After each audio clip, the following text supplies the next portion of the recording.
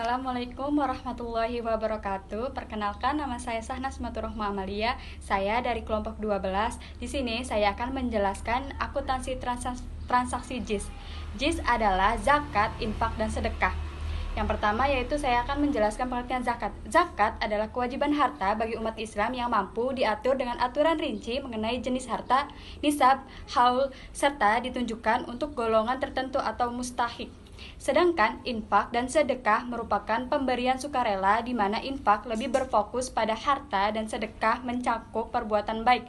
Secara luas, keduanya bertujuan untuk kemaslahatan umum dan mencari ridha Allah. Sedangkan akuntansi JIS hadir sebagai sistem pencatatan dan pelaporan keuangan yang transparan dan akuntabel, memastikan pengelolaan dana JIS sesuai syariah dan dapat dipertanggungjawabkan kepada muzaki, mustahik, dan pihak terkait lainnya.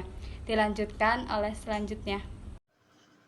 Kemudian ada contoh penerapan akuntansi JIS. Penerapan akuntansi zakat, infak, dan sedekah atau JIS di lembaga amil zakat itu penting karena bukan cuma soal pencatatan uang masuk dan keluar, tapi juga soal tanggung jawab dan kepercayaan.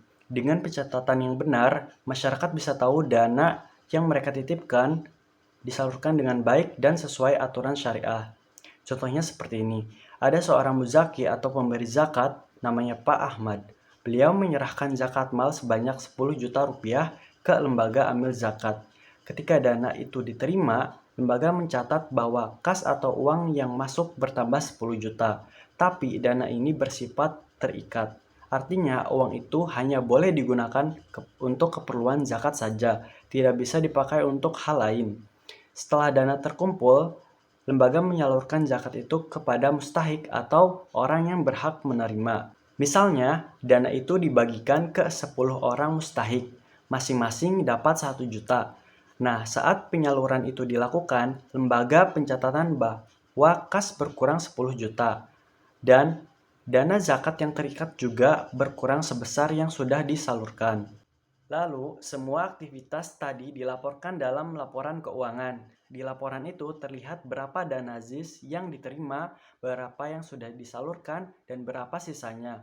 Misalnya, zakat yang diterima 10 juta sudah disalurkan semua, sementara infak dan sedekah yang masuk 5 juta, baru digunakan 2 juta, jadi masih ada sisa 3 juta.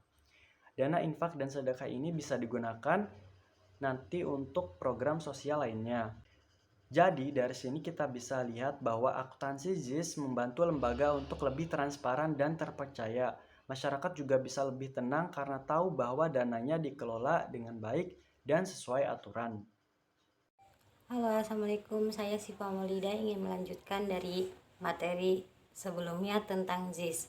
Jadi, background JIS itu yang pertama itu ada kewajiban berzakat sebagai rukun Islam. Yang kedua, bentuk kepedulian sosial melalui infak dan sedekah. Yang ketiga, pembersihan harta dan jiwa dan sifat kikir, iri, dengki. Yang keempat, pengembangan masyarakat dan pengurangan kemiskinan.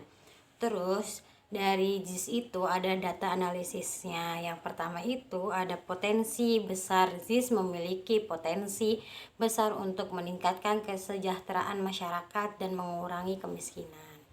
Selanjutnya ada tantangan kesadaran masyarakat mengelolaan yang efektif, transportasi, dan stabilitasnya. Terus ada rekomendasi meningkatkan kesadaran masyarakat dan mengoptimalkan pengelolaan JIS dan meningkatkan transparansi dan akuntabilitas. Sekian dari saya. Wassalamualaikum.